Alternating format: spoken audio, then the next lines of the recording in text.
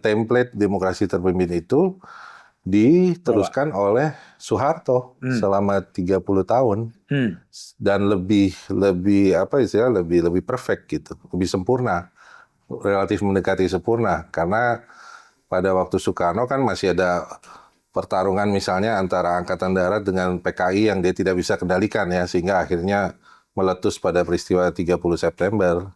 Tapi di era Soeharto ya benar-benar terkonsolidasi dan puncaknya terutama di akhir 80-an. Puncaknya ya itu yang soal pengampunan BLBI, Pak. Pengampunan BLBI yang ya itu terjadi kalau nggak salah di zamannya Bu Mega ya.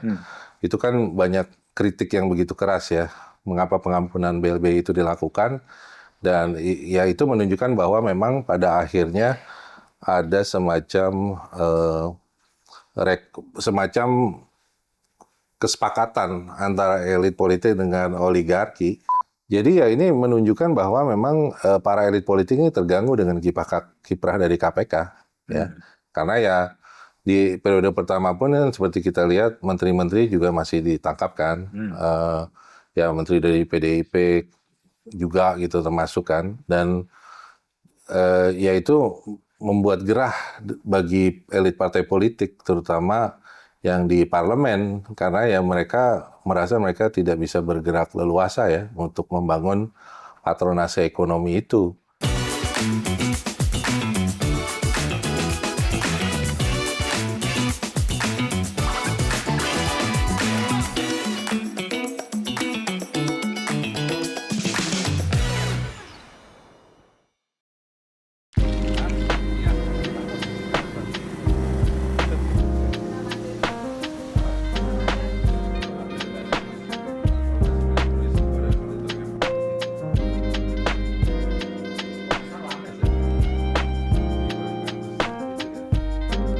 Oke, jumpa lagi di Back to BDM. Kembali saya hadir untuk ngomong-ngomong soal politik, ngomong-ngomong soal hukum, ngomong-ngomong soal pendidikan, yang semoga saja obrolan ini memberikan kemanfaatan bagi Anda semua, bukan malah menyesatkan Anda semua.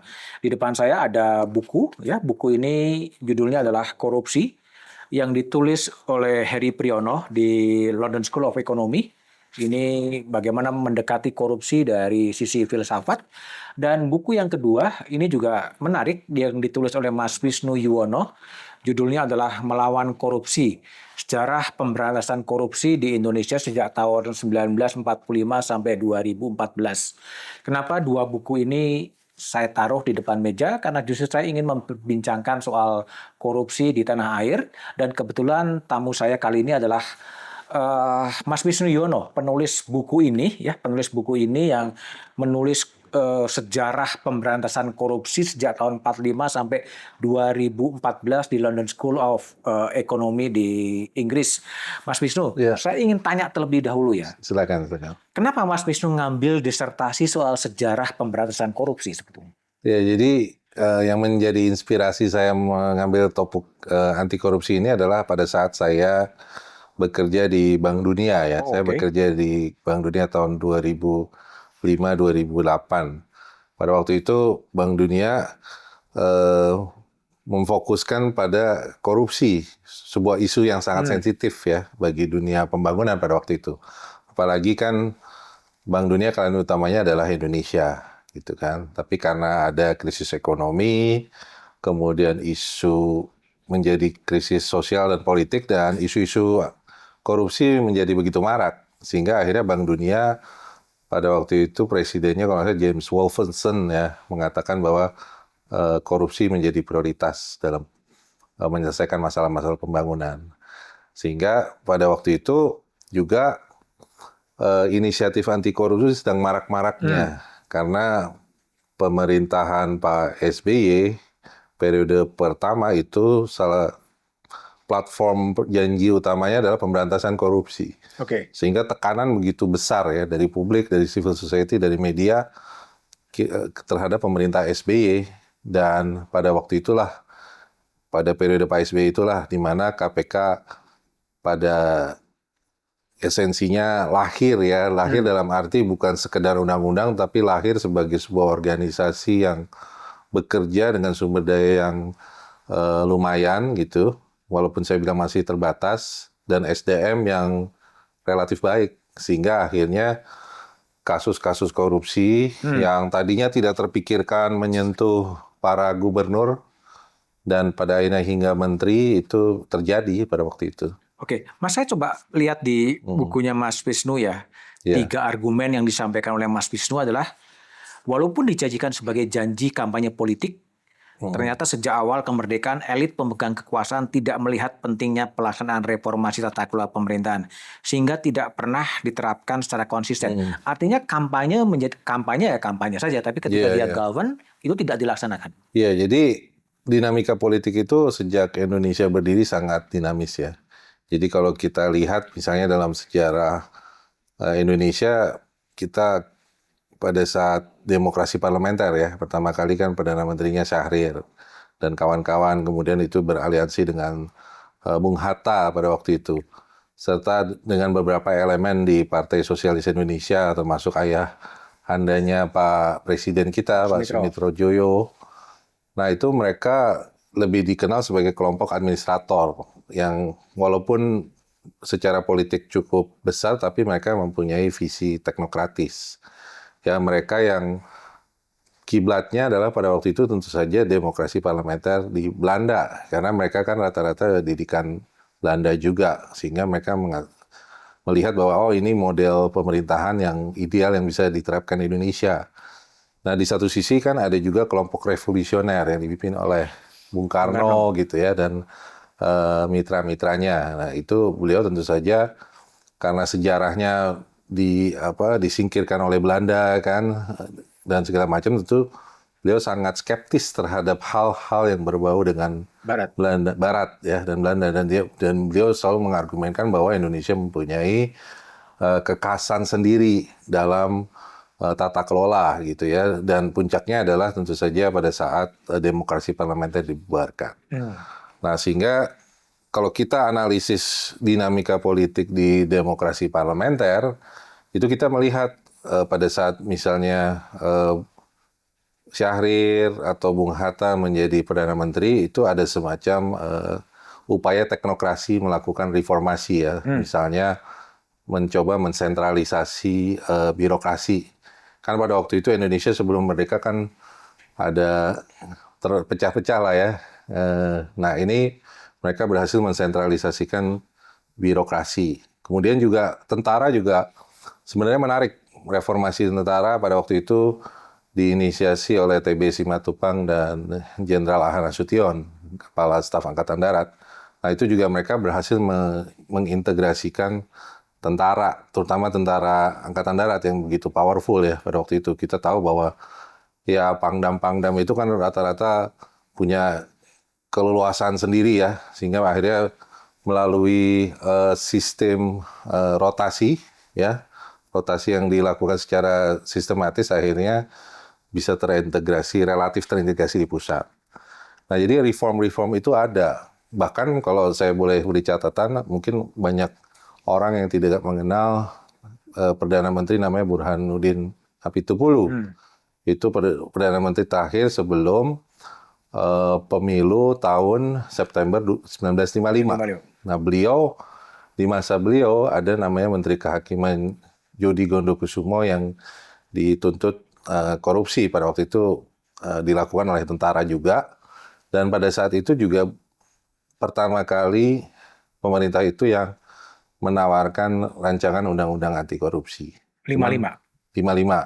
Cuman pada waktu itu ditolak. Lagi-lagi itu lebih pada polarisasi yang begitu ketat antara elit, karena begitu sudah merdeka ya mereka dengan ideologinya masing-masing merasa saling curiga, jadi tidak ada konsensus ya dalam anti korupsi, bahwa korupsi itu masalah yang besar dan harus diselesaikan oleh negara ini. Mereka lebih curiga, ini orangnya Soekarno, ini orangnya Hatta gitu kan, dari kelompok Masyumi, dari kelompok PNI. Itu sampai sekarang masih begitu, ada polarisasi elit dalam memandang korupsi kalau menurut Mas Wisnu?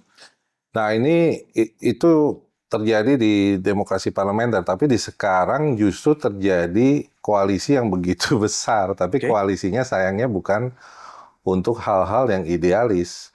Koalisinya lebih kepada untuk bagi-bagi jabatan, bagi-bagi proyek, ya, bagi-bagi uh, istilahnya patronase, ya, bagi-bagi patronase gitu ya, ya, ya terlihat sangat kental misalnya pembagian posisi kabinet, ya, yang apalagi di masa Pak Prabowo ini, ya, kabinet kita harus Coba kita catat lihat, bahwa kita masuk ke SBY dulu ya. SBY dulu Kalau di ya. SBY gimana kira-kira tuh?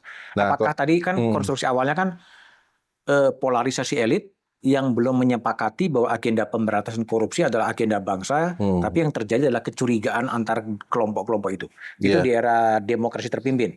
Jadi polarisasi ideologi itu menurut saya hilang di masa demokrasi terpimpin. Jadi sebenarnya udah pada saat demokrasi terpimpin di mana Soekarno mensentralisasi kekuasaannya dengan bantuan Angkatan Darat pada waktu itu, pada akhirnya elit-elit yang saling berseberangan dengan Soekarno tentunya tersingkir kan secara politik ya. Bahkan Bung Hatta sendiri kan mengundurkan diri sebagai wakil presiden dan mencoba balik lagi tapi sudah sulit, momentumnya sudah lewat.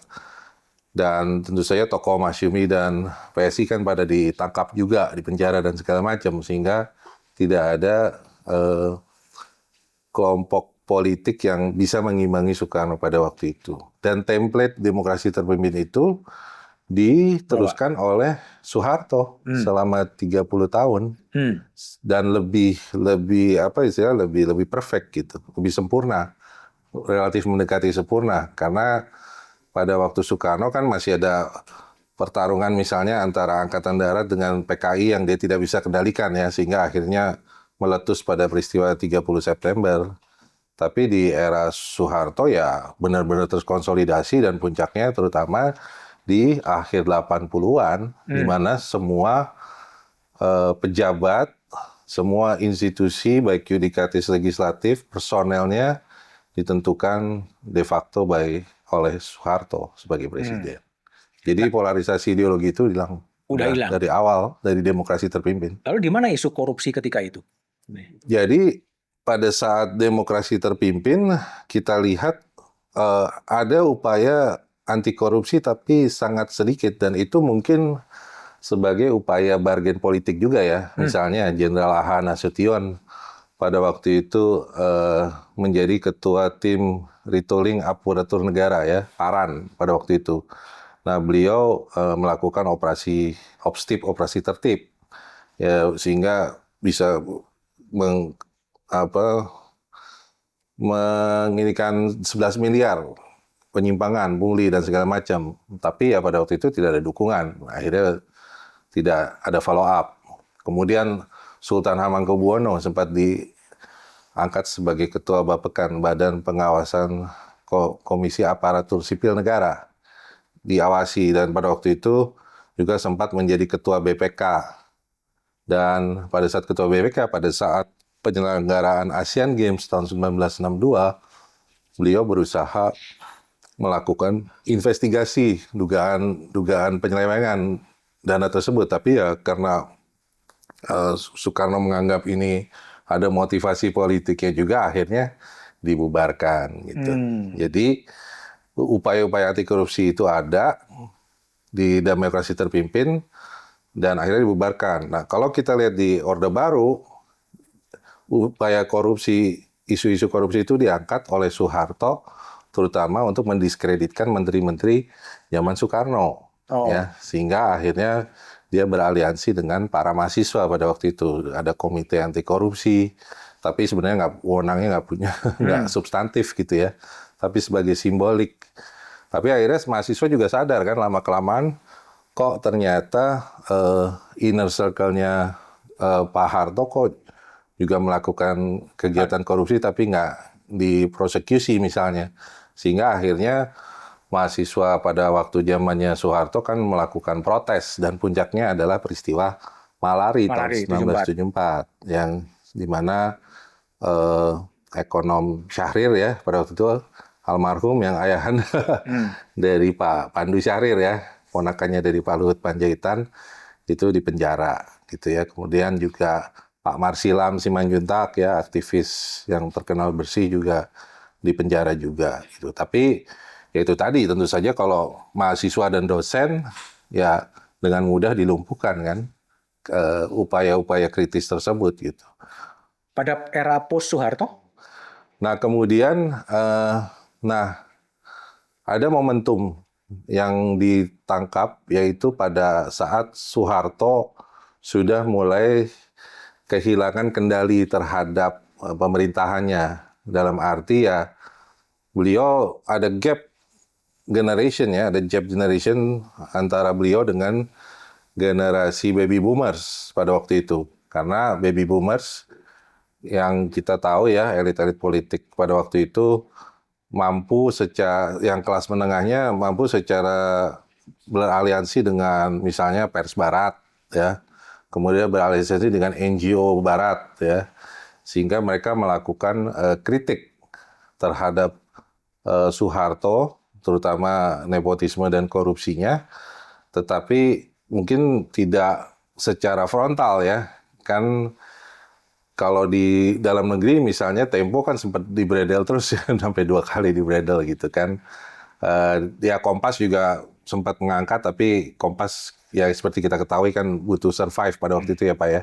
Sehingga tidak ada civil society dan media yang begitu kuat domestik untuk mengimbangi. Tapi setidaknya di luar negeri seperti yang kita tahu misalnya majalah Far Eastern Economic Review, pada waktu itu Asia Week, kemudian Wall Street Journal, itu semua kasus dugaan korupsi, bisnisnya misalnya dugaan korupsi yang dilakukan oleh Tumi Soeharto, anak-anak Soeharto, Tutut dan segala macam itu diekspos gitu. Dan akhirnya itu dipakai sebagai bahan dari para aktivis di Indonesia untuk melakukan kritikan, sehingga akhirnya legitimasi dari Soeharto lama-lama menurun kan, dan akhirnya dibantu dengan krisis ekonomi. Krisis ekonomi terjadi dan legitimasi Soeharto makin turun, isunya diangkat lagi soal KKN, dan itu juga momentum di mana lembaga-lembaga internasional juga mulai berbalik. Pada waktu itu mereka sudah sangat sadar bahwa ya pemberian bantuan ya internasional, terutama ke negara-negara berkembang yang pertumbuhannya baik, ternyata kalau tidak dimonitor dengan baik, ada potensi korupsi kan. Pada waktu itu malah bapaknya Pak Prabowo kan, Sumitro, memperkirakan 30% korupsi. Dan salah satunya dugaannya juga dari bantuan dari donor-donor internasional. Itu yang terjadi. Dari analisis Mas Wisnu, sebetulnya serius nggak sih sebetulnya pemerintah ini untuk combating corruption itu? Pemerintah ini yang mana ini sekarang? Ya, event sekarang gitu. Ya, atau yang paling serius seperti di era SBY seperti apa? Di era Jokowi kira-kira seperti apa? Nah, ini kalau kita masuk ke era reformasi dulu ya Pak ya. Okay. Era reformasi kan kita tahu ya, ini sebenarnya masa-masa sebenarnya momentum yang paling baik. Paling baik karena kan Pak Harto baru turun, kemudian legitimasi pemerintahan begitu rendah, sehingga akhirnya dipaksa melakukan reform, political reform, terutama yang banyak political reform, otonomi daerah, konstitusi yang lebih demokratis, presiden dibatasi periodenya, kemudian DPR jadi lebih empowered ya, lebih berkuasa sehingga bisa memutuskan anggaran dengan pemerintah. Nah, itu momentum yang baik, cuman yang terjadi adalah elit-elit politik ini yang tadinya bersama Pak Harto ternyata tidak menerima konsekuensi dari perbuatan KKN-nya. Ya, misalnya ya banyak scholar-scholar yang menyoroti oligarki ya, misalnya Prof. Jeffrey Winters, kemudian Prof. Fedi Hadis gitu ya, itu kan menyoroti soal oligarki. Argumen mereka adalah mereka melihat bahwa para oligark yang pada waktu itu mendukung Soeharto mampu bermetamorfosis menyesuaikan dalam dengan situasi yang baru, yang lebih demokratis, yaitu ya mereka tidak loyal pada satu elit pun, tetapi mereka istilahnya menyebar resiko di beberapa keranjang gitu kan, karena dananya tidak terbatas gitu, sehingga siapapun yang berkuasa ya mereka tetap survive gitu dengan bantuan elit politik kan, dibantu dana-dana politik. Itu yang terjadi sehingga akhirnya momentum itu lepas, ya. Momentum itu lepas karena elit politik akhirnya terbuai dengan hal tersebut gitu. Dan puncaknya ya itu yang soal pengampunan BLBI, Pak. Pengampunan BLBI yang ya itu terjadi kalau nggak salah di zamannya Bu Mega ya. Itu kan banyak kritik yang begitu keras ya. Mengapa pengampunan BLBI itu dilakukan? Dan ya itu menunjukkan bahwa memang pada akhirnya ada semacam kesepakatan antara elit politik dengan oligarki gitu, bahwa ya jangan diganggu bisnis saya segala macam, saya akan support secara finansial dan non finansial untuk kepentingan politik. Karena ya itu reformasi politik yang dilakukan melupakan satu kesalahan yang menurut saya fatal, yaitu mengadres masalah biaya politik tinggi. Nah, itu yang akhirnya menyingkirkan elit-elit politik yang tadinya sempat diberi ada porsi dari kampus, Pak. Jadi mungkin kalau Bapak ingat di awal-awal reformasi golongan utusan daerah itu masih ada ya. Nah, itu rata-rata orang yang dari kampus tuh masuk melalui golongan utusan daerah gitu. Dan akhirnya dibuka kayak semacam pasar bebas politik. Jadi siapa yang bisa kampanye paling baik dan tentu saja itu membutuhkan biaya yang begitu mahal, ya itu yang terpilih. Ditambah lagi tingkat pendidikan masyarakat kita yang masih mayoritas menengah bawah, yang masih ratusan juta itu mudah dibuai dengan money politics. Jadi kesalahan reformasi adalah ketika oligark ini kemudian dibiarkan tanpa ada penindakan dan melakukan kompromi-kompromi politik, dan oligark tetap eksis sampai sekarang. Iya, iya. Jadi tidak ada negara itu menjadi lemah dan elit politik tidak mau memperkuat negara. Yang terjadi elit politik memperlemah negara sehingga akhirnya menggunakan negara itu sebagai instrumen politiknya untuk mendapat patronase ekonomi itu, Pak. Dan itu sampai sekarang juga masih berjalan ya patronase itu? Patronasenya ya, terutama pola patronase itu kan sebenarnya yang paling marak itu di eranya Pak Harto ya. Terutama kan pada waktu itu menggunakan dana-dana dari sumber daya alam, minyak, Pertamina gitu kan.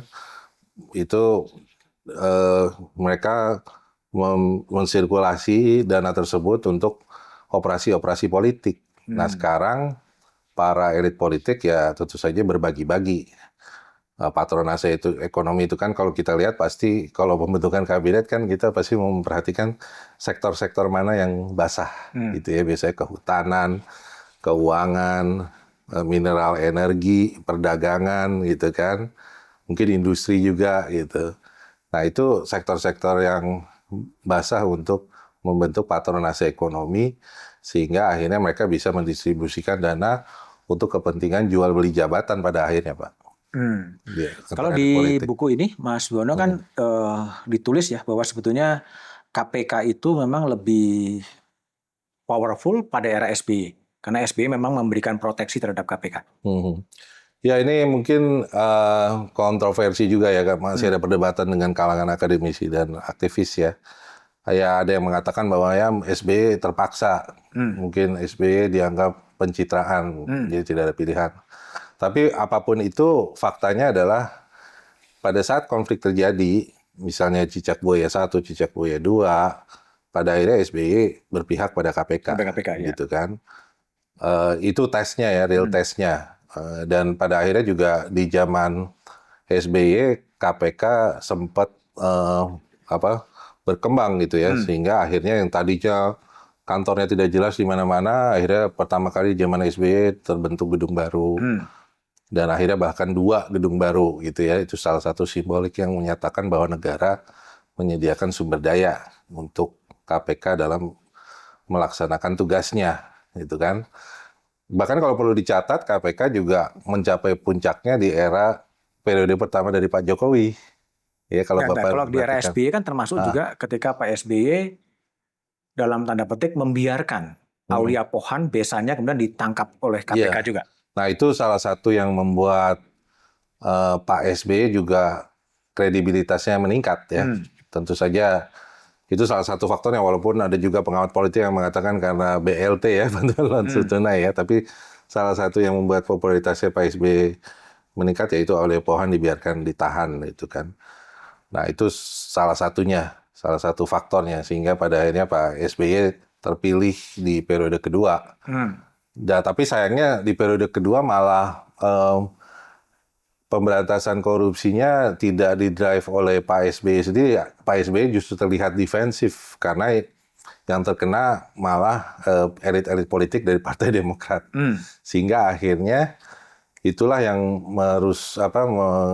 menghancurkan kredibilitas dari Partai Demokrat kan. Kita lihat suaranya langsung turun drastis dari 20% jadi 7%. Dan akhirnya Pak SBY dengan elektorat seperti itu ya dia tidak punya leverage politik ya untuk mendorong reform karena ya sibuk untuk defensif gitu ya, mempertahankan eksistensi politiknya pada waktu itu. Ketika sejumlah elit Demokrat terkena KPK dan kemudian Pak SBY kemudian membiarkan, bukankah ini menunjukkan pada satu sisi menunjukkan komitmen dari Pak SBY ya kalau memang bersalah ya silakan diproses. Ya itu dia seharusnya seperti itu ya. Tapi kan kalau kita melihat, kalau saya lihat itu hal yang bagus ya, membiarkan elit-elit politik Demokrat dituntut dan segala macam sehingga itu signal yang bagus. Tapi sayangnya publik tidak melihat itu, gitu ya. Publik melihat bahwa ada ketidakkonsistenan. Ingat bagaimana iklan anti korupsinya Demokrat kan, yang ada anaknya Pak SBY, Anjida Sodak itu dipakai oleh lawan-lawan politik ya, dan itu efektif kan pada akhirnya turun. Jadi ya walaupun itu hal yang bagus, tetapi pada akhirnya secara elektoral politik Pak SBY membayar mahal ya hal tersebut gitu. Karena publik melihat bahwa ya itu menunjukkan ketidakkonsistenan Pak SBY dalam korupsi karena ya partainya sendiri terlibat gitu loh. Oke. Itu Penelitiannya disertasinya Mas Wisnu kan sampai 2014 ya. Iya ya. Sebetulnya temuan yang paling signifikan dari disertasi ini apa sebetulnya Mas? Temuan yang paling signifikan dari disertasi ini ya saya melihat bahwa ya di setiap era ada isu anti korupsi. Di setiap era anti korupsi. Dari zaman kemerdekaan, demokrasi parlementer, demokrasi terpimpin, Orde Baru, kemudian reformasi hingga Pak SBY 2 periode. Tapi ya itu tadi tidak pernah tuntas karena tidak menyelesaikan masalah fundamental yang satu yaitu memitigasi, menetralisir pengaruh patronase ekonomi ini. Nah, patronase ekonomi ini dibiarkan subur oleh para elit politik karena ya mereka menggunakannya ya itu tadi untuk transaksi politik jual beli jabatan, jual beli pengaruh gitu ya. Dan patronase ekonomi menurun dari tingkat pemerintah pusat hingga pemerintah daerah gitu dengan pola kita tahu kan banyak pengusaha-pengusaha daerah juga ya, terutama di daerah yang kaya terhadap sumber daya alam. Oke. Konkretnya apa Mas? Patronase politik ekonomi yang kemudian menghambat isu perbaikan tata kelola untuk pencegahan korupsi sebenarnya. Jadi kalau memang elit politik waktu itu serius, ya mereka mencoba menetralisir sumber-sumber patronase ekonomi, misalnya mendorong inisiatif penggunaan uang elektronik sehingga bisa dimonitor aliran uang, misalnya. Kemudian rancangan undang-undang pembuktian terbalik dari para elit politik, ya sehingga akhirnya beban pembuktian itu di orang yang diduga korupsi daripada penegakan hukum. Kemudian juga usaha serius dalam mendorong reformasi penegakan hukum. Saya rasa ini salah satu kelemahan di era reformasi ya. Era reformasi dari segi partai politik dalam hal kebebasan itu bagus, dalam hal memberdayakan parlemen itu bagus, tetapi sektor penegakan hukum sepertinya tidak tersentuh dan dibiarkan. Ya karena pada akhirnya kita tahu ya, menjadi sarang korupsi juga kan. Kalau kita lihat hakim dari tingkat pengadilan negeri, pengadilan tinggi, bahkan Mahkamah Agung dan hakim Mahkamah Konstitusi itu lengkap semua pernah tertangkap KPK. Gitu. Jadi itu salah satu PR besar, yaitu reformasi sistem penegakan hukum dan upaya untuk menetralisir patronase ekonomi. Oke. Jadi isu korupsi selalu ada dalam semua zaman gitu. Tapi tidak sampai tuntas ya. Tidak sampai tuntas sampai kepada tindakan-tindakan politik yang bisa memitigasi patronase yang terjadi. Iya, jadi ya tidak pernah tuntas. Bahkan di era Pak Jokowi ini ada pola baru, Pak. Jadi Jokowi yang pertama ya? Jokowi kedua terutama. Oke, yang pertama masih oke kan sebetulnya? Yang pertama masih oke, karena saya perkirakan Pak Jokowi waktu itu kan memang dukungan dari Partai Demokrasi Perjuangan kan tidak penuh ya.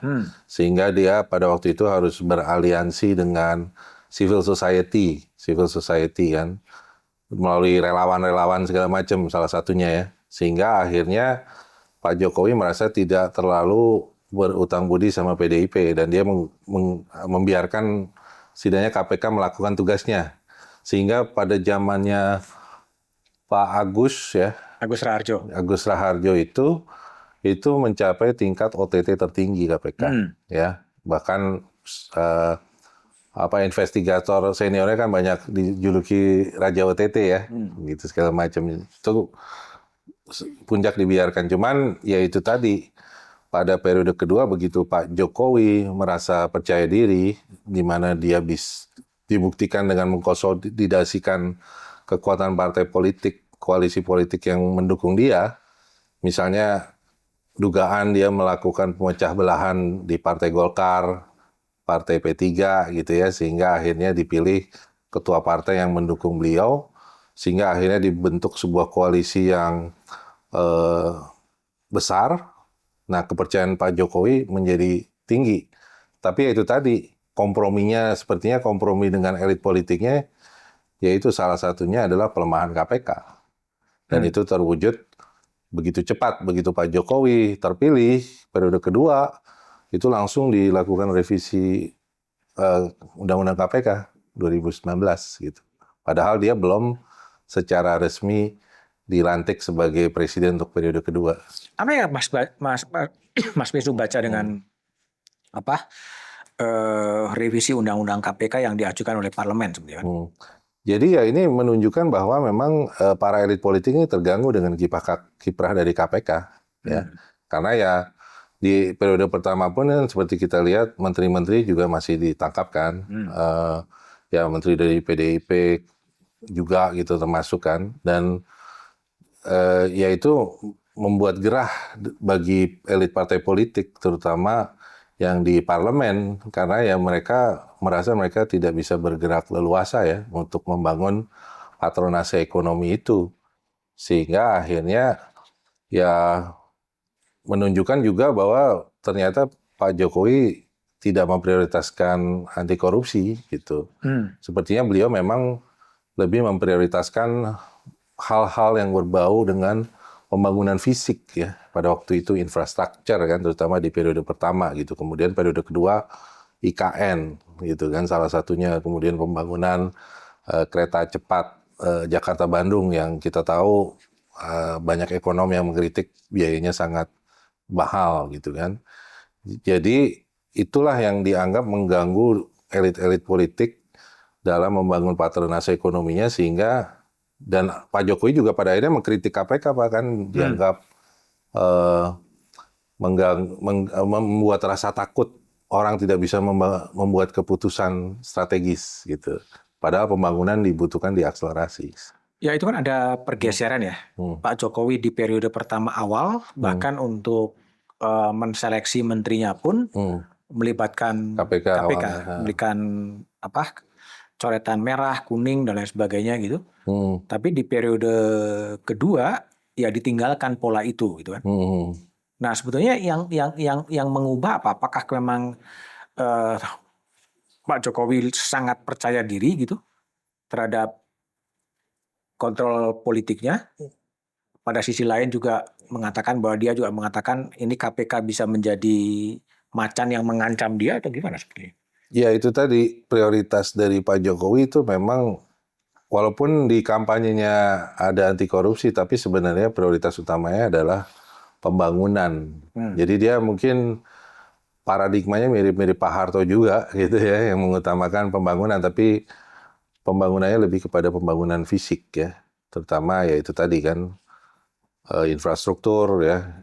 Ya saya tidak menyatakan bahwa pembangunan infrastruktur itu suatu yang salah gitu, itu hal yang bagus, tapi kan lebih baik juga dikawal dalam hal efisiensi biayanya kan, karena kan misalnya banyak diskusi sekarang saat ini yang mengkritik bahwa banyak BUMN yang bleeding juga membantu pembangunan infrastruktur ya, salah satunya ya karena ya tidak efisien dan biaya tinggi, sehingga akhirnya ya itu tadi membuat patronase ekonomi itu menjadi tetap tumbuh subur gitu. Kalau Mas Wisnu yang mengamati dinamika pergerakan KPK dan juga gerakan anti korupsi, titik krusial mana sih yang membuat kemudian elit mengatakan enough is enough gitu, serangan pada KPK bertubi-tubi gitu, dan berujung pada revisi undang-undang KPK? Ya titiknya pada saat KPK mencapai puncak kinerjanya ya. 2019. Periode 2014-2019. Ya. Ya pada saat OTT itu begitu banyak. Sehingga akhirnya ya elit politik merasa tidak bebas untuk memobilisasi patronase ekonominya, tidak bebas untuk melakukan deal politik ya, yang tentu saja melibatkan dana yang tidak kecil. Sehingga, dan di satu sisi Pak Jokowi juga merasa bahwa inisiatif anti korupsi itu menghambat pembangunan, karena pembangunan infrastruktur akhirnya dianggap tersendat karena kiprah dari KPK tersebut. Itu sih menurut saya jadi dua pandangan yang akhirnya bersatu pada titik tertentu sehingga akhirnya disepakati bahwa KPK harus dilemahkan segera gitu. Dan dalam bacaan Mas Wisnu ini sebenarnya kesepakatan elit ya? Kesepakatan elit itu jelas karena kan prosesnya begitu cepat ya Pak ya. Kalau rancangan undang-undang sampai jadi undang-undang kan begitu cepat itu. Kalau nggak salah hanya dalam 1 bulan kalau nggak salah ya. Sedangkan banyak undang-undang pembuktian terbalik itu udah bertahun-tahun sampai sekarang tidak pernah disepakati gitu. Jadi lebih karena kesepakatan elit atau patronase ekonominya terganggu, atau oligarknya kemudian terganggu? Ya itu elit politik bekerja sama dengan para oligark untuk membangun patronase ekonomi ini. Karena melalui patronase ekonomi ini mereka bisa berjual beli jabatan, berjual beli pengaruh gitu. Tapi kalau patronase ekonomi dinetralisir dengan digitalisasi, dengan transaksi uang cash dibatasi, dengan pembuktian terbalik misalnya gitu kan. Ya mereka tidak bisa melakukan patronase ekonomi seperti yang terjadi di Korea, Pak. Di Korea kalau kita lihat, mereka kan salah satu membuat mereka sistem pajaknya efektif karena semua pendapatan ya dari misalnya profesi pengacara, PNS segala macam itu melalui sistem transfer bank, sehingga bisa dimonitor dan lembaga pajaknya itu bisa memonitor sistem transfer ini gitu. Kalau di sini kan masih ada kerahasiaan bank ya dan segala macam, dan tentu saja kita juga tahu Direktorat Pajak bukan lembaga yang paling bersih kan, sehingga masyarakat juga tingkat kepercayaannya terhadap Direktorat Pajak rendah gitu. Jadi ini sangat kompleks juga. Kalau saya ada cicak buaya 1, cicak buaya 2 gitu kan. Ini sebetulnya satu garis nggak sih dengan ketidaknyamanan elit terhadap KPK? Oh ya satu garis, tapi setidaknya di cicak buaya 1, cicak buaya 2 Pak SBY ya, terlepas dari berbagai macam kelemahannya, dia berpihak pada KPK pada waktu itu. Tapi ya elit menarik pelajaran yang salah. Oh jangan ikut kayak Pak SBY. Karena kalau Pak SBY ikut KPK, partai politiknya hancur. gitu kan, kayak Demokrat. Jadi lebih baik melakukan yang berlawanan dengan Pak SBY, yaitu langsung melemahkan KPK gitu. Jadi elit politik melihat misalnya kejadian Cicak Buaya 1-2 dan hancurnya Partai Demokrat, bukan hancurnya, maksudnya melemahnya Partai Demokrat ya, Partai Demokrat tentu saja masih berdiri, yaitu diambil pelajaran yang penuh dengan kepentingan mereka, yaitu ya udah jangan seperti Pak SBY, jangan sampai Partai Demokrat seperti Partai Demokrat pengaruhnya turun. Jadi yang lebih baik ya KPK harus dilemahkan gitu. Kalau ada pandangan bahwa salah satu titik krusial yang membuat perlawanan terhadap KPK itu makin keras adalah ketika Abraham Samad dan Bambang Wijoyanto menetapkan Budi Gunawan sebagai tersangka pada waktu itu yang di pra-peradilan kemudian dimentahkan gitu. Ya itu salah satu komitmen ya, uji komitmen dari elit politik kan.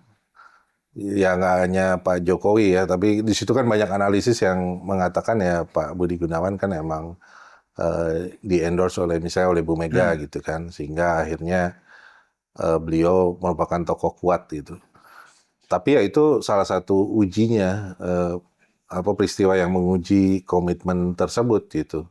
Tapi kan setelah itu, setidaknya di zamannya Agus Raharjo, OTT kan masih tetap ada gitu setidaknya. Peristiwa itu tidak serta-merta langsung menghancurkan KPK gitu, melemahkan KPK kan. Ada Pak Agus Raharjo, kemudian KPK-nya masih dianggap mungkin nama elit politik membandel gitu ya, melakukan OTT secara agresif, sehingga akhirnya perlu pendekatan baru, ya pendekatan barunya yaitu dengan pelemahan KPK. Undang-undang pelemahan yang pelemahan 2019 KPK itu ini memang dilakukan dalam berbagai cara ya. Pertama dalam konteks narasi katakanlah begitu kan. OTT itu kampungan, lebih bagus pencegahan gitu kan. Itu satu hal yang lebih permainan yang lebih wacana gitu. Wacana yang langkah lain adalah melalui judicial review ke Mahkamah Konstitusi terhadap undang-undang KPK. Tentu. Ya kan? Tetapi juga ada serangan sifatnya fisik kepada pimpinan-pimpinan KPK gitu. Iya Pak Novel Baswedan dan kawan-kawan gitu. Iya. Jadi memang artinya memang kalau itu menjadi satu kesatuan bahwa memang elit politik ini memang tidak menghendaki sebetulnya adanya lahirnya KPK. Ya elit politik yang sayangnya elit politik zaman generasi baby boomers dan generasi X ini Pak. Jadi puncaknya ya mereka-mereka ini yang di kekuasaan pada tahun 2019 ya. Ya periode 2014 sampai 2024 inilah yang menurut saya bertanggung jawab terhadap pelemahan KPK, sehingga KPK menjadi KPK yang seperti saat ini ya. Sangat tidak kredibel, bahkan ketuanya diberhentikan ya karena dugaan pemerasan. Ya mereka lah yang bertanggung jawab, terutama yang menggagaskan revisi undang-undang tersebut dan melaksanakan revisi undang-undang tersebut gitu.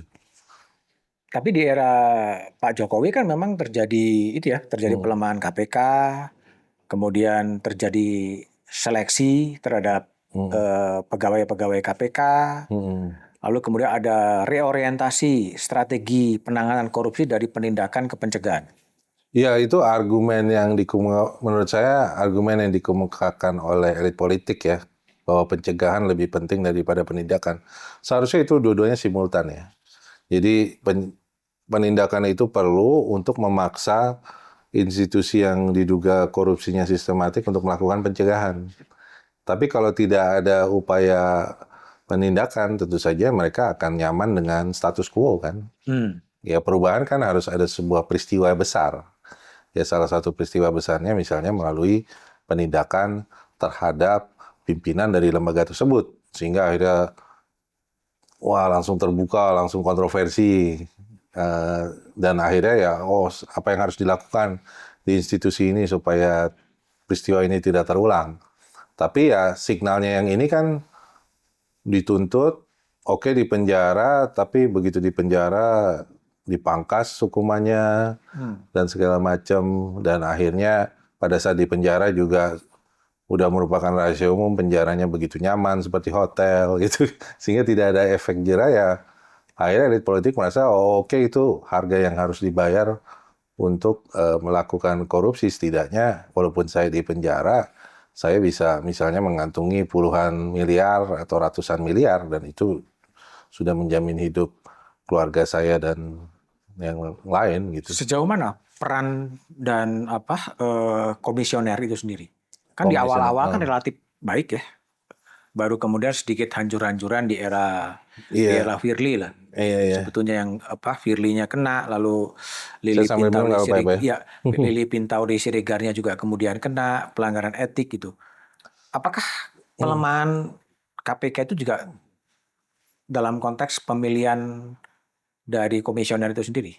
Jadi kalau menurut saya itu justru KPK ini organisasi yang menarik ya Pak. Dan ini menurut saya mungkin kontribusi dari komisioner yang pertama. Terutama kalau saya boleh sorot, ya dipimpin Pak Ruki, tapi sebenarnya konseptornya adalah Pak Amin Sunaryadi dan Pak Eri Viana ya. Jadi KPK itu didesain sebagai sebuah organisasi yang bottom up. Ya, dalam arti tidak seperti korporasi. Kalau korporasi kan CEO berkata apa ya staf harus ini. Tapi di sini para pegawai itu bisa kritis terhadap pimpinan gitu, dan ini dilindungi oleh Code of Conduct yang begitu ketat. Dan Code of Conduct ini tidak hanya berlaku pada pegawai yang non komisioner, tetapi komisioner itu juga. Seperti kita lihat misalnya ada kayak semacam sidang etik yang waktu itu Pak Abraham Samad itu kan, apalagi di zaman Firly kan sidang etiknya berkali-kali ya, Bu Pantili Siregar ya. Kemudian juga Pak itu yang dari akademisi itu dari Universitas Jember, Gufron itu juga bahkan 2 kali gitu. Nah itu kan menunjukkan bahwa dari segi organisasi emang desainnya dibuat lebih ya mix antara bottom up dan top down, sehingga komisioner itu tidak bisa semena-mena. Jadi kalau saya lihat dari awal memang elit politik berusaha memilih komisioner yang tidak dianggap tidak galak gitu ya. Kayak misalnya di periode pertama tokoh seperti Todong Mulya Lubis, kemudian Marsilam Simanjuntak kan tersingkir, ya kan Pak ya. Nah mereka dianggap tokoh yang galak ya terhadap kritis terhadap anti korupsi. Tapi ya alhamdulillah ya Pak Eri, Pak Amin yang lebih low profile bisa masuk gitu kan. Kemudian era kedua Pak Antasari juga pada waktu itu dipegang oleh politik dianggap bisa kerja sama gitu ya, tetapi kan ada tokoh-tokoh lain di situ ya yang bisa mengimbangi. Dan akhirnya di periode pertama itu rekrutmen dilakukan secara transparan dan akuntabel Pak, sehingga pada waktu itu ada kampanye istilahnya Indonesia memanggil, sehingga para profesional dari swasta itu pada waktu itu bisa masuk juga, dan akhirnya para investigator, polisi segala macam dan jaksa itu disaring secara profesional, sehingga akhirnya Novel Baswedan diantaranya bisa masuk kan, dan beberapa eks-polisi lainnya. Dan akhirnya itu dibangun di periode berikutnya kan kaderisasi untuk membangun investigator dari internal KPK itu sendiri, yaitu melalui proses rekrutmen yang transparan, akuntabel, penilaian kinerja yang benar-benar meritokratis, sehingga akhirnya secara organisasi mereka sudah kuat tuh Pak. Jadi siapapun komisionernya, kalau mereka berlaku tidak etis atau segala macam, itu pasti akan dikritisi. Dan yang paling penting tentu saja fungsi pengawasan internal yang saya lihat sangat-sangat transparan dan sangat-sangat agresif ya, memonitor para pegawai yang dianggap menggunakan fasilitas gitu kan. Misalnya saya punya teman yang kerja di KPK ya nggak boleh ditraktir gitu kan, nggak boleh. Bahkan dia nggak boleh hadir pada waktu itu, hadir sama orang yang satu gedung sama orang tersangka gitu kan. Makanya kan kalau Bapak mengadakan acara itu biasanya KPK lebih milih yang streaming gitu ya, sehingga tidak satu ruangan. Nah itu Code of Conduct yang ketat dan benar-benar dilaksanakan ya. tidak hanya sekedar di atas kertas, itu salah satu faktor yang membuat organisasi KPK pada waktu itu bisa relatif efektif. Dan itu sekarang declining. Dan ya itu dia, dengan adanya revisi Undang-undang Undang-Undang KPK, dan sepertinya itu mendapat masukan dari orang dalam juga, Pak. Sehingga revisi undang-undang itu benar-benar bisa mempreteli berbagai macam sistem check and balances secara internal itu. Semuanya diperlemah, segala macam, sehingga yang terjadi adalah proses pembusukan organisasi. Dan itu terbukti dengan adanya pungli kan. Pungli yang di penjaranya KPK tuh, yang kalau nggak salah melibatkan puluhan pegawai ya yang harus dipecat gitu. Jadi itu menunjukkan adanya pembusukan yang dilakukan pasca revisi Undang-Undang KPK. Itu di era Jokowi ya. Nah, kalau di era Prabowo, apakah memang masih ada harapan terhadap pemberantasan korupsi atau sama aja? Iya. Korupsi hanya isu saja sebetulnya dimainkan, tapi Ya, harapannya tentu saya begitu besar terhadap Pak Prabowo, karena kalau saya melihat Pak Prabowo itu secara tokoh politik itu lengkap. Dalam arti dia punya partai, dia tidak butuh dana besar karena dia seorang pengusaha, adiknya seorang pengusaha besar gitu ya, sehingga semua dari segi dana dia nggak perlu lah, udah habis dengan dirinya sendiri gitu kan, sehingga tidak ada alasan untuk tidak mengabdi kepada negara. Dan beberapa kali dia retorikanya kan anti korupsi juga gitu, begitu keras. Jadi sebenarnya harapan itu ada.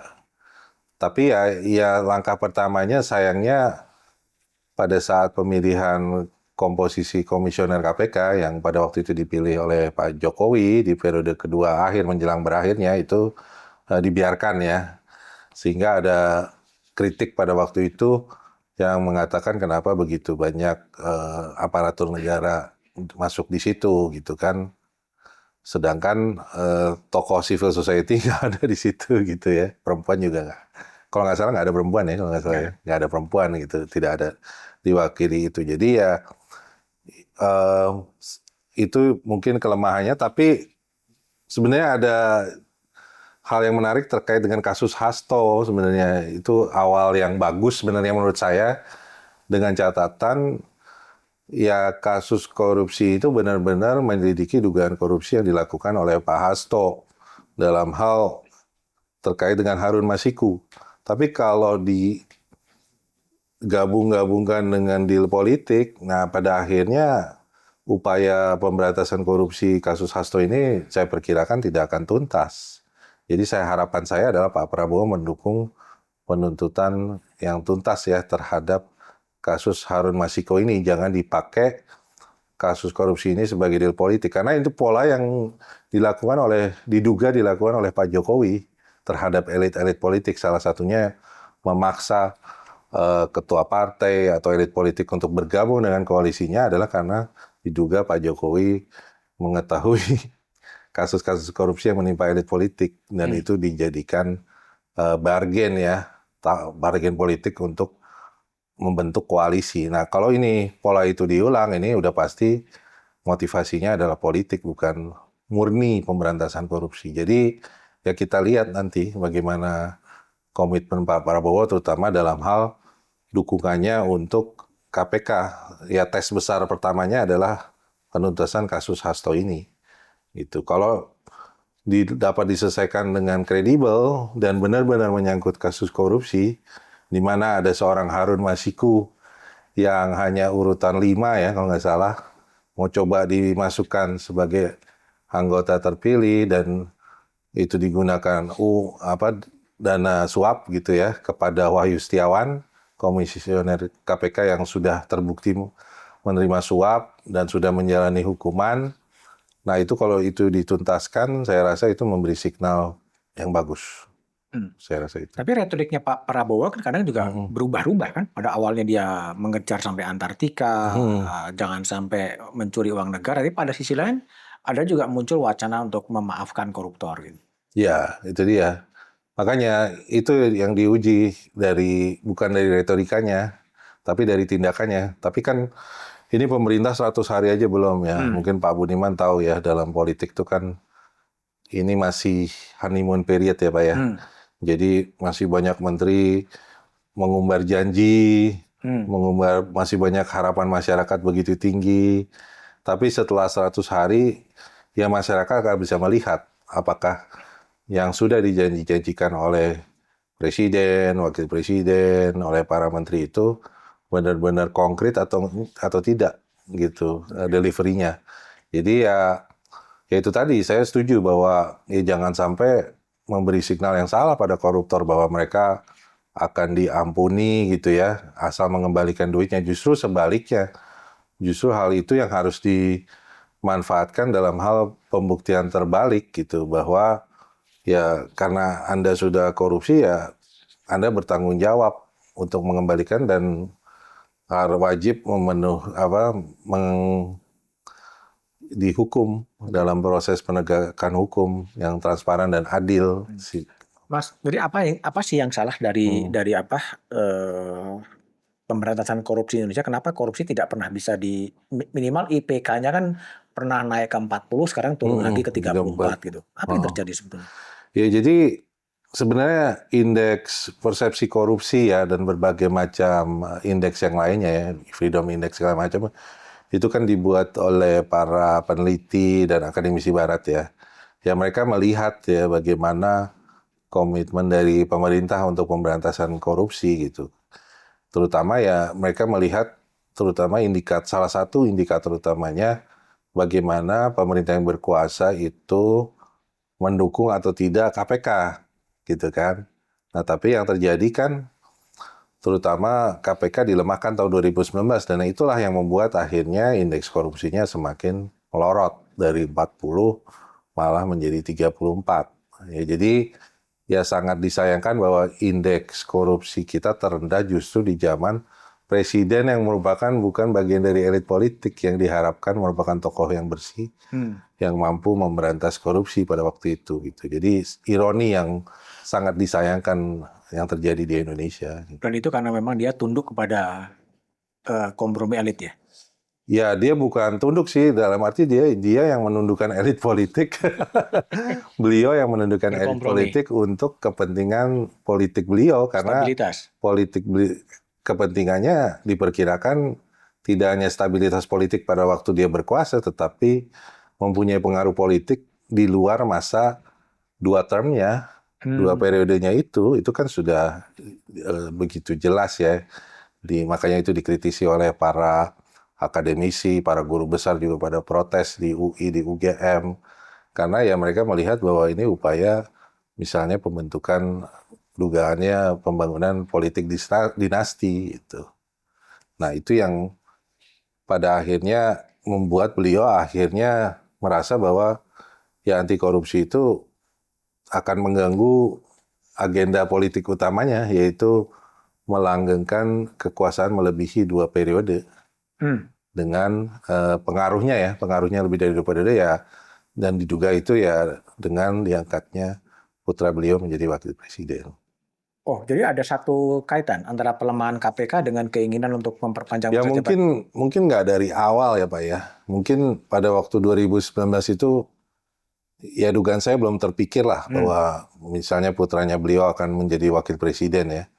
Mungkin pada tahun 2019 awal itu lebih kepada ya bagaimana supaya agenda pembangunan beliau tidak terganggu, terutama pembangunan IKN dan lain-lain yang dia tahu pasti banyak inefisiensinya dan pasti kalau KPK-nya berfungsi efektif pasti akan banyak OTT. Jadi beliau tidak mau itu terjadi, dan kalau banyak OTT berarti mengganggu bargaining beliau dengan elit partai politik gitu kan. Kalau berganti-ganti terus kan akan lebih repot gitu kan. Tapi kalau semua keputusan melalui beliau gitu ya diduga mengancam tapi tidak diproses gitu kan. Sehingga ya bargainingnya di beliau gitu. Kalau KPK yang melakukan OTT kan bargainingnya di KPK gitu. Jadi ya dia ingin bargaining politiknya diduga di beliau sendiri. Oke. Kalau dalam posisi sekarang, bagaimana supaya nasib KPK itu akan tetap berlanjut terus dibiarkan atau gimana? Ya, menurut saya sebenarnya yang paling mudah dilakukan ya memberdayakan kembali KPK. Toh sudah ada template bagaimana KPK berfungsi secara baik ya. Kan udah bisa, ya itu bukan kelemahan ya. Ini mungkin upaya sengaja bagi elit politik untuk tidak melihat sejarah. Ya mereka tahu, terutama yang sejarah yang dilihat yang menguntungkan mereka aja. Tapi kalau sejarah yang tidak menguntungkan mereka ya mereka pasti tidak akan adopsi. Jadi sebenarnya template-nya sudah ada kan organisasi KPK yang begitu efektif dari zamannya Pak SBY sehingga periode pertama Pak Jokowi. Ya coba didesain supaya organisasinya kembali seperti itu. Artinya Dimulai perlu dengan revisi lagi. dikembalikan lagi KPK kepada KPK yang lama. Tapi jangan dengan komposisi pegawai KPK yang sekarang. Jadi harus ada semacam reorganisasi. Mungkin perlu dilakukan rekrutmen ulang lagi di dalam diri KPK sehingga pegawai-pegawai KPK yang kompeten, kredibel dan berintegritas lah yang bertahan dan yang tadinya mungkin tersingkir bisa misalnya masuk lagi, tapi tentu saja melalui jalur rekrutmen yang Tapi itu harus transparan. diawali dengan revisi undang-undang KPK atau Iya, dikembalikan tentu. ke KPK yang lama. Tentu awalnya harus melakukan revisi undang-undang. Revisi undang-undang itu hal yang krusial ya. Tapi dengan catatan ya harus ada langkah lanjutnya, yaitu upaya untuk merestrukturisasi, mereorganisasi lagi KPK sehingga KPK benar-benar berisi personel yang mempunyai integritas tinggi, kompeten dalam melakukan investigasi terutama. Artinya kembalikan KPK yang lama gitu sebetulnya. Kembalikan KPK lama yang bersih, kompeten dan berintegritas. Dan itu butuh tangan Pak Prabowo sebagai presiden. Oh tentu sangat, karena seperti yang kita lihat di masa periode Pak SBY dan ya Pak Jokowi ya, kan peristiwa Pak Budi Gunawan itu kan sebenarnya pada waktu itu juga menunjukkan keberpihakan Pak Jokowi ke KPK ya. Ya, pada itu. Pada waktu itu kan, sehingga Pak Budi Gunawan waktu itu menjadi kepala BIN gitu kan, dan akhirnya Pak Bambang Wijayanto dan Abraham Samad dibebaskan juga gitu, walaupun mereka tidak kembali lagi gitu. Nah itu yang harus ditunjukkan bahwa presiden harus proaktif, tidak bisa pasif saja. Ya menunggu KPK bagaimana terus baru bereaksi. Ya dia harus punya rencana aksinya gimana dalam waktu dekat ini. Terutama ya mendorong kasus-kasus besar seperti yang di depan mata ini kasus Hasto ya menimpa PDI Perjuangan. Kalau itu tidak dikerjakan, termasuk mengembalikan KPK yang lama ke posisi sekarang, apakah KPK memang patut tetap eksis bertahan atau gimana? Ya kita akan lihat tesnya lagi-lagi kasus yang besar ya. Kalau KPK-nya misalnya kan kadang-kadang elit politik mungkin minta diberi kesempatan untuk menunjukkan kontribusinya gitu. Kadang-kadang kan mungkin siapa tahu ada elit politik yang enlightened gitu, yang merasa ya saya sudah tidak punya apa-apa lagi, ya apa yang perlu dibuktikan sehingga saya komitmen untuk memberantas korupsi dan itu harapan saya di komisioner KPK yang sekarang ya, bahwa mereka pada akhirnya sangat komit dan tidak perlu ragu-ragu dan tentu saja pastinya kebutuhan presiden itu mutlak Pak. Karena apalagi dengan KPK yang model sekarang di mana KPK itu bagian dari eksekutif. Ya. Ya beda dengan KPK di zaman SBY dan Jokowi periode 1 ya. KPK itu lembaga independen. Oke, baik Mas Wisnu, thank you ya. Yeah. Jadi teman-teman itulah obrolan saya dengan Wisnu Yuwono yang menulis disertasi soal melawan korupsi, sejarah pemberantasan korupsi di Indonesia 1945-2014. Di akhir obrolan saya dengan Mas Wisnu ada sebuah pesan agar Presiden Prabowo menggunakan kewenangannya untuk mengembalikan KPK yang lama, melakukan reorganisasi, agar itu bisa membersamai Presiden Prabowo Subianto untuk membersihkan korupsi di negeri ini. Silakan komen, like, dan share. Jumpa lagi di tamu-tamu Back to BDM berikutnya. Thank you.